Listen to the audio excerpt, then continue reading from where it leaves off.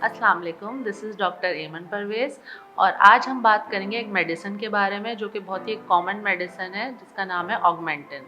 और इसके अंदर हम जो चीज़ें कवर करेंगे उसमें हम डिस्कस करेंगे कि ऑगमेंटिन होती क्या है, इसके यूजेस क्या होते हैं, इसके साइड इफ़ेक्ट्स क्या हो सकते हैं या इसको लेते हुए किन चीज़ों का ध्यान रखना है, यानी इसकी प्रिकॉशंस के बारे में। सबसे पहले हम बात करेंगे कि ऑगमेंटिन होती क्या है। ऑगमेंटिन एक कॉम्बिनेशन एंटीबायोटिक होती है जिसके दो मेन एक्टिव इंग्रेडिएंट होते हैं। सबसे पहले तो एमॉक्सिलिन जो कि एक पेनिसिलिन होती है और उसके अलावा क्लेवुलेनिक एसिड इसके अंदर मौजूद होता है जो कि एक केमिकल है। उसके अलावा ये बहुत ज़्यादा प्रिस्क्राइब होने वाली एक कॉमन एंटीबायोटिक है। इसको डॉक्टर बहुत ज़्यादा यूज़ करते हैं और देते हैं अपने पेशेंट्स को, वो इस वजह से क्योंकि ये बहुत सारे बैक्टीरियल इन्फेक्शन के लिए इस्तेमाल होती है और ये बहुत आसानी से अवेलेबल भी होती है और कॉस्ट इफ़ेक्टिव भी होती है। अब हम बात करेंगे ऑगमेंटिन के यूजेस के बारे में।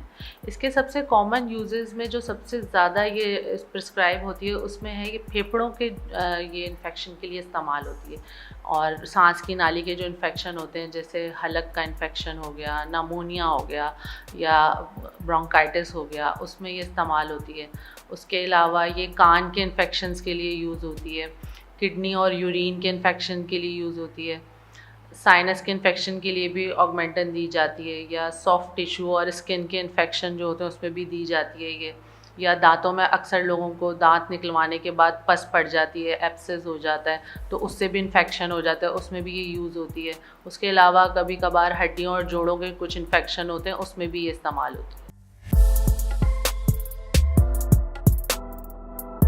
अब हम बात करते हैं ऑगमेंटिन के डोजेज के बारे में। ऑगमेंटिन वैसे बहुत सारे डोजेज़ और स्ट्रेंथ में अवेलेबल होती है और इसके डोज डॉक्टर ही डिसाइड करते हैं ये देखते हुए कि इन्फेक्शन की नौइयत क्या है या सिवियरिटी कितनी है। वैसे ये जो डॉक्टर देते हैं एडल्ट्स को यानी बड़ों को ये दी जाती है 500 mg दिन में 3 दफ़ा खाने के लिए। उसके अलावा इसको इस्तेमाल करते हुए अगर आप एक चीज़ का ख़्याल रखें कि आप इसको खाने से पहले अगर लें तो इसकी और ज़्यादा आपको अच्छे इफ़ेक्ट्स नज़र आएंगे। डिस्कस करते हैं ऑगमेंटिन के साइड इफ़ेक्ट्स के बारे में। इसका सबसे कॉमन साइड इफ़ेक्ट जो कि लोग अक्सर इसको फ़ील करते हैं और जो लोगों को अक्सर हो जाता है वो है लूज़ मोशन या डायरिया।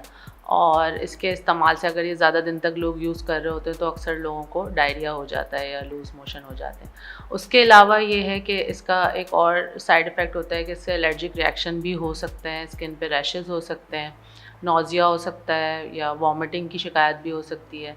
उसके अलावा पेट में दर्द, पेट में गैस भी हो सकती है और औरतों में एक इन्फेक्शन होता है यीस्ट इन्फेक्शन जो कि एक फंगल इन्फेक्शन होता है, वो भी कॉज़ हो सकता है इससे। और उसके अलावा जैसे सर में दर्द की शिकायत भी इससे महसूस हो सकती है। अब हम बात करेंगे ऑगमेंटिन की वार्निंग्स और प्रिकॉशंस के बारे में, यानी इसको लेते हुए हमें किन चीज़ों का ख़ास ख्याल रखना है। सबसे पहले तो ये कि आपको ये चीज़ पता होनी चाहिए कि आपको पेनिसिलिन से कोई एलर्जी की हिस्ट्री ना हो क्योंकि इसके अंदर पेनिसिलिन मौजूद है। उसके अलावा आपको ये भी पता होना चाहिए कि आपको कोई किडनी या लिवर का इशू ना हो, तो इसको इस्तेमाल करने से पहले आप डॉक्टर से ज़रूर डिस्कस कर लें अगर आपको लिवर फेलियर या किडनी फेलियर का कोई इशू है।